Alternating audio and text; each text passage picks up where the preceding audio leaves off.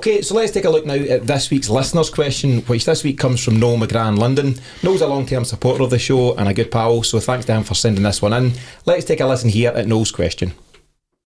My question is this. Following on from Lee Johnson's comments that someone will take a 10-goal beating from Celtic this season, and Derek McInnes suggesting that this team is even better than the Brendan Rodgers Invincible side of 2016-17, would the panel agree with these statements, and how do you think that the two squads compare?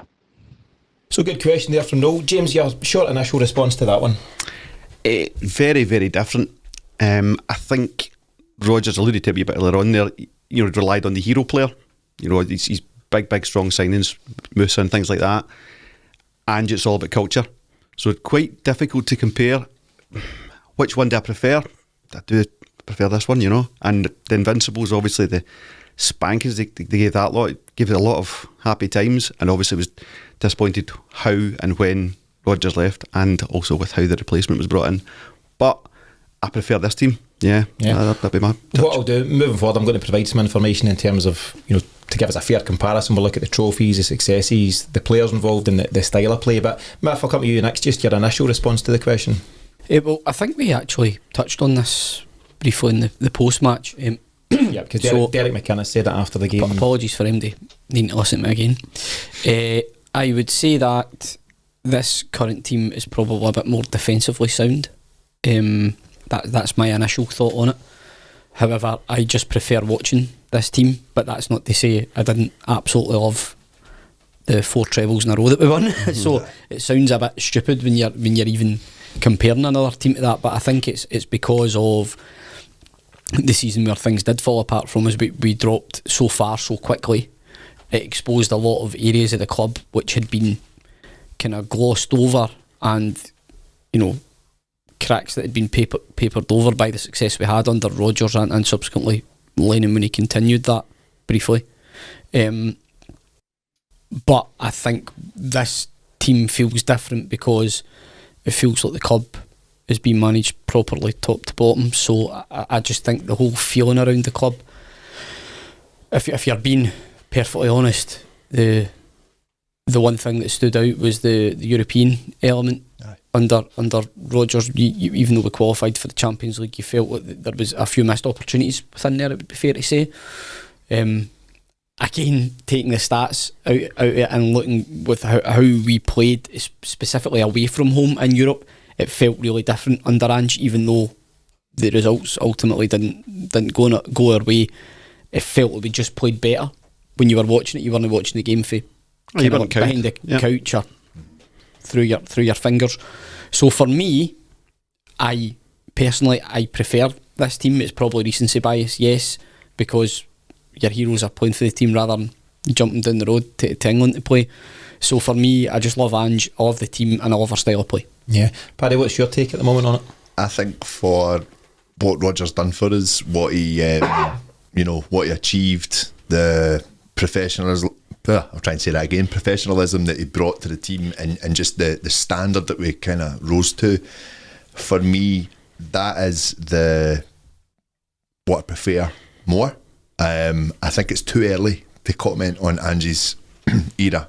I think there's so much more to come from this team, but what Rodgers done is he basically swept away any challenge from anyone for 3 solid seasons. And I say 3 solid seasons in the sense of Lennon had to steer the team home, and he done a good job. I'm not disputing that at all, but it was a Rodgers team. I think if the two of them were to play each other, I think Ange's team wins. I do. That's some game. It would be a great game. Aye. But I remember the old debate was would Rodgers' team beat O'Neill's team, and I didn't think they would. I think O'Neill's team, the Seville team would run over that team. I just think I think Ange's football, Ange's personnel that he has at the moment is better than what we had then.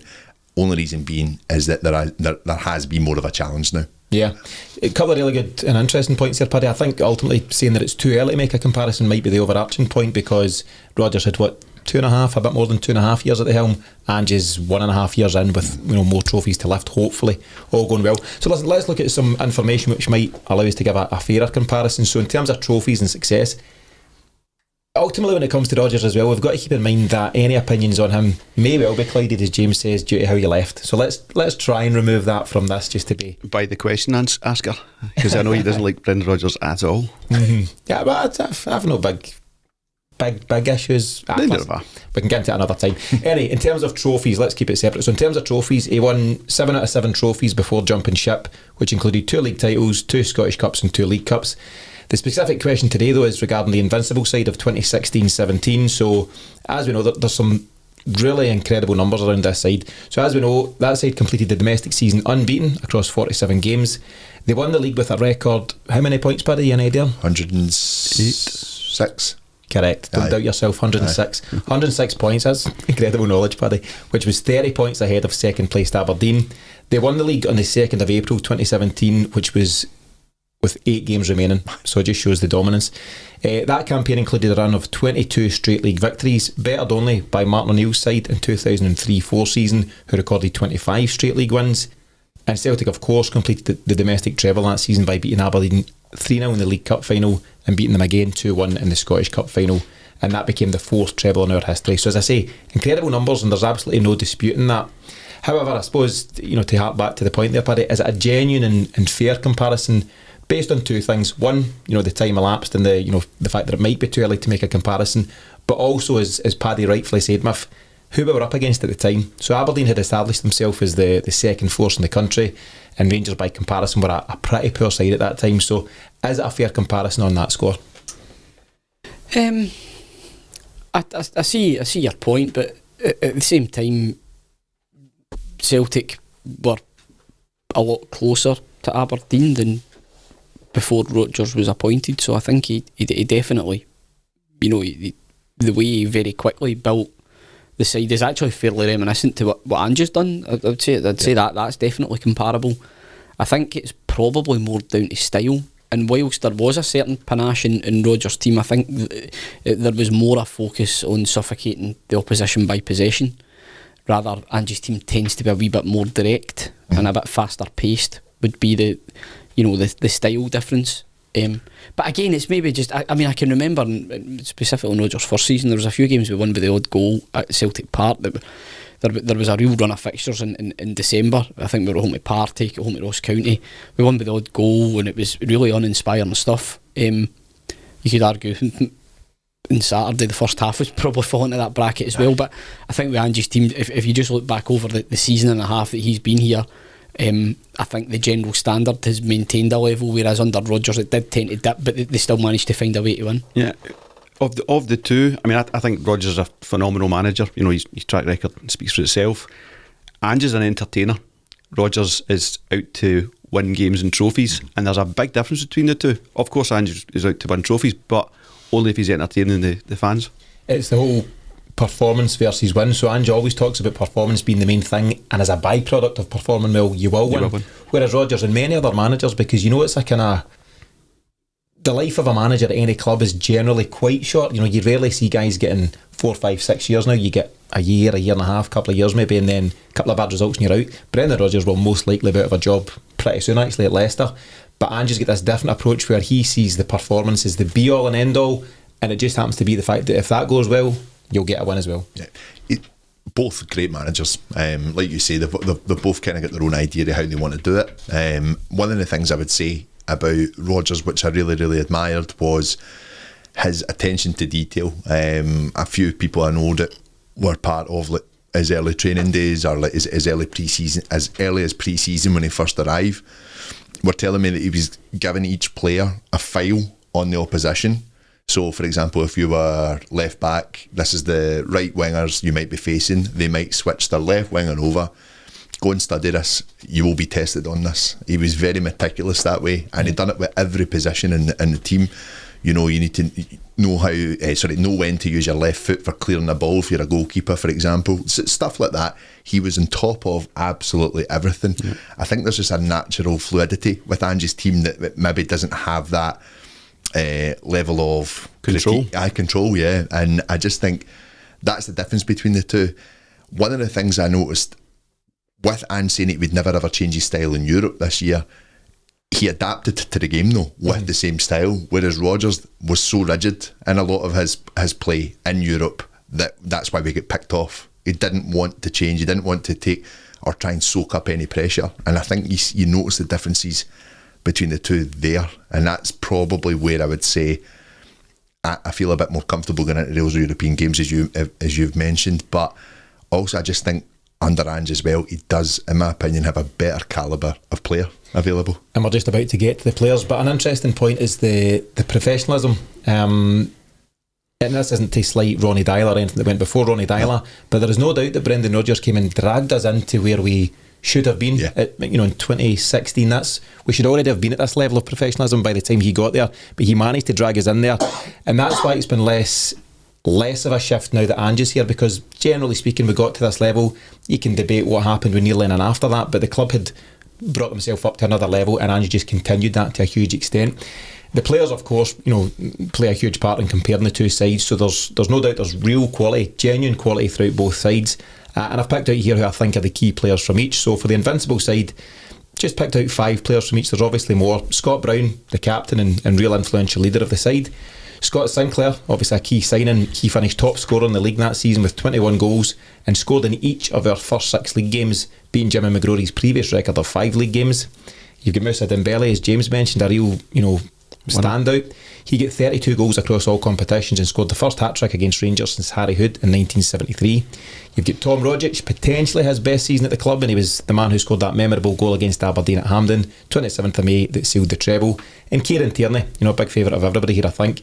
Despite injury in the early part of that season, he really then began to establish himself as one of our standout players. So, I mean, what's your take on those players as a group, Miff? And there's various others. There's, Mika Lustig and all sorts of other guys. I mean, those players, Sinclair's first season was just absolutely phenomenal from the get-go. Just his introduction away at Tynecastle and the impact that he had.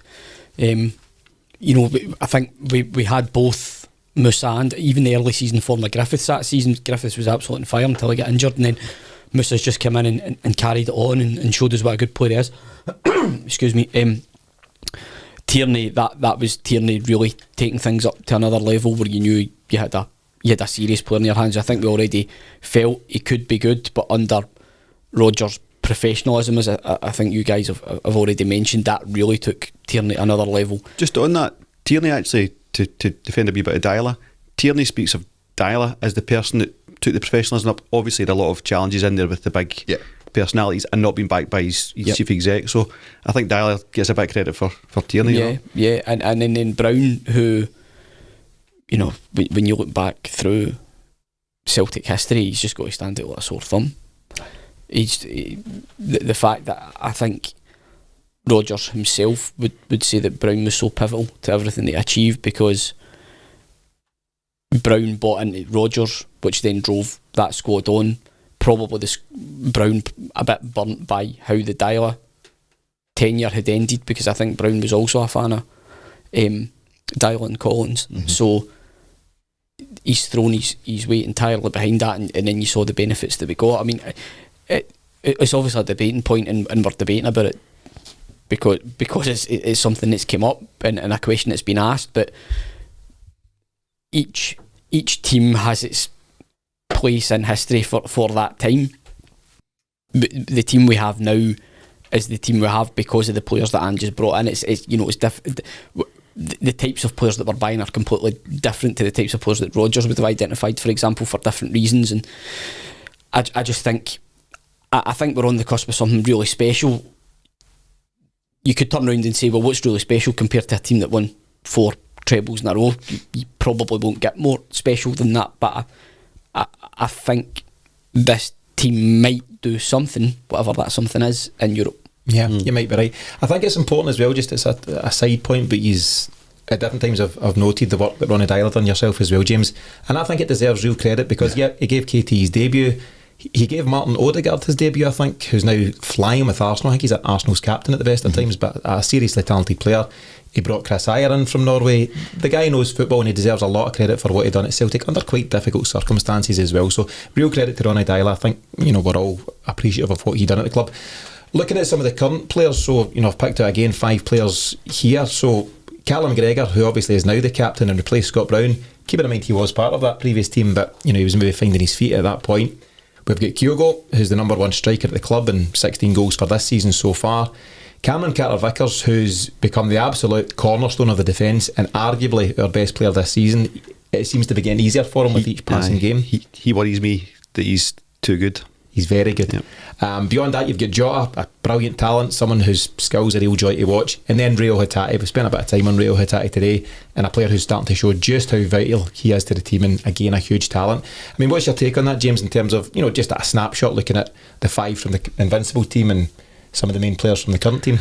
Yeah, it's funny, like you're picking 5 and 5 there, but it goes back to what we were saying earlier on. There's a lot of big hero players in Rodgers' team, but you've mentioned 5 there from Ange's team, and there's probably another 8 you could happily talk about in the same kind of tone. So I think it is just that spread of talent across the team that we've got. One of the biggest things for me is that there's a total culture change at board level at Celtic. Instead of Rodgers and Dyla having this adversarial relationship with Peter Law, we are fighting tooth and nail to get this player or that player, getting players signed for you. That's not the case for Ange at all. So it's maybe unfair even to judge Rodgers, because he didn't have that atmosphere, that relationship that Ange's got with Michael Nicholson. So I think that's the biggest thing that's going on at Celtic at the moment, is that we're all heading the right direction. Yeah, it's a very valid point that Brendan Rodgers versus Ange Postecoglou have operated under very different regimes at Celtic, and that shouldn't be discounted. But in terms of the players, Paddy, as I mentioned there, the 5 from the current squad, and James is right, there's so many more. I was struggling to think what 5 should I highlight here, because there's a whole host of other guys. People are excited by Haksabanovic. You've got other guys that might come at the fore. Between Greg Taylor's played a year so far. Greg Taylor, Maeda's become my favourite. Yep. Mm-hmm. There's lots going on there. So Leah Labada, guys love what he's doing. But what's your take, Paddy, if you're looking just at a player comparison between the two sides? At a player comparison, I think some of the guys that were part of Rodgers' team had been there with Dyla. With Dyla, and Rodgers picked up a team that basically just needed that little bit of boost of confidence, really. They were fit though, and that was a big factor in how they went on to have such a successful season. But what they had was cohesion to an extent, and it was only some extra players that have come in, the likes of Dembele, dare I say it, Kolo Toure. Did his bit, but this is the thing, it was just adding those voices into the changing room that Rodgers was very clever about, and getting someone like Dembele was an incredible signing.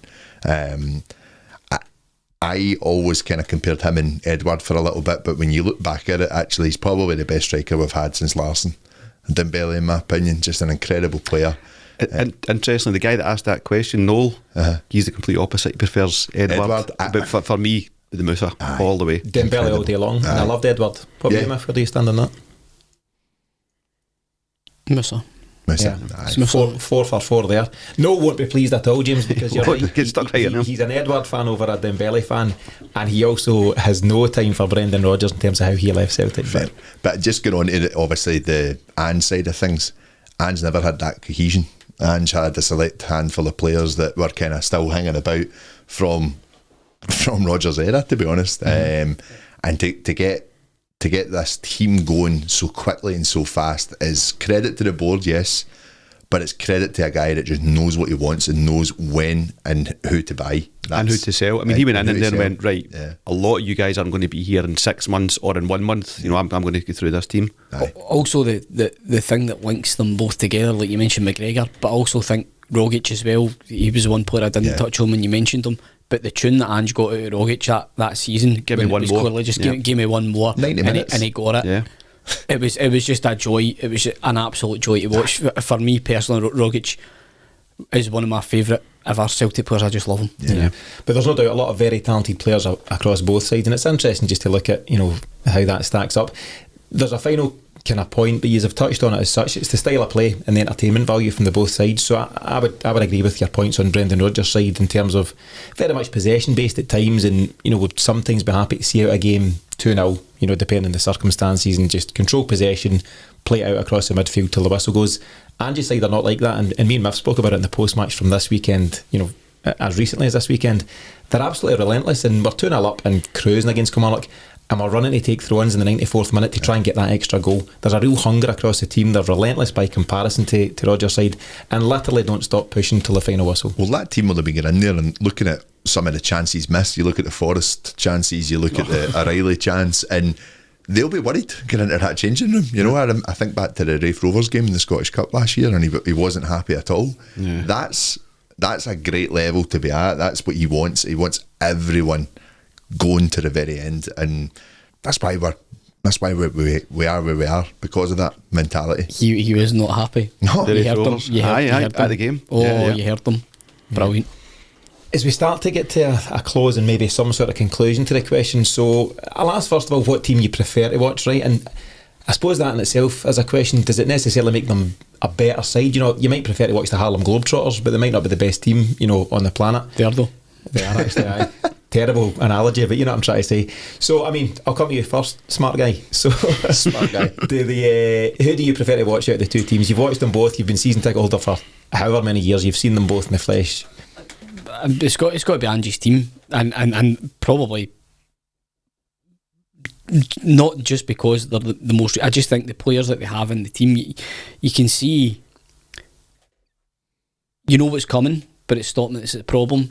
We've seen various different methods in trying to stop us, but I just think Ange's team, I think Paddy mentioned it there, it's the word fluidity. That's the best word. They're just a fluid team and a joy to watch. Yeah. Paddy, you touched on it. It's a huge hypothetical, but on the day, who do you think might win if the two sides were to somehow be matched up against each other? I just think, going with what we're saying, obviously the five you mentioned for Rodgers' team are incredibly good players, but I just think it would be Ange's quick thinking, quick nature and quick approach to the game. I think they would see it out.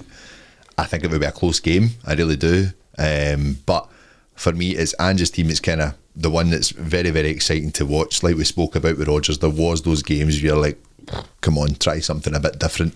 Having said that, I still think one of probably my most favourite game in my Celtic lifetime would be 3-2 at Ibrox.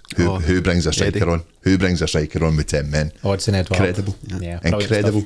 James, the question we've not quite covered from Noel's question. Yep, we've talked about the comparables between the two sides, but the suggestion from Lee Johnson that Celtic are going to take 10 off someone this season, do you think that's going to happen at some point? Yeah, I think there's been a couple of games. Saturday could have been a 5 or 6 and Kilmarnock couldn't have complained at all. I think it is, if we get obviously the goal in the first 15 and we get a couple more by half time, then they'll be looking to come out and keep performing. You know, we could have scored 4 in the last 10 minutes just in Saturday. We've already did a 9. Aye, yeah. United. So, away. But will we get 10? Aye. I think they will. Yeah. Nah. You never know, but listen, it's an interesting one. Thanks to Noel for the question. It's a good debate, and I'm sure it'll rumble on with other folk online. And if you want to submit a question to us for any discussion on any future shows, you can get in touch with us via the social media channels or email me directly on tino@thecelticexchange.com.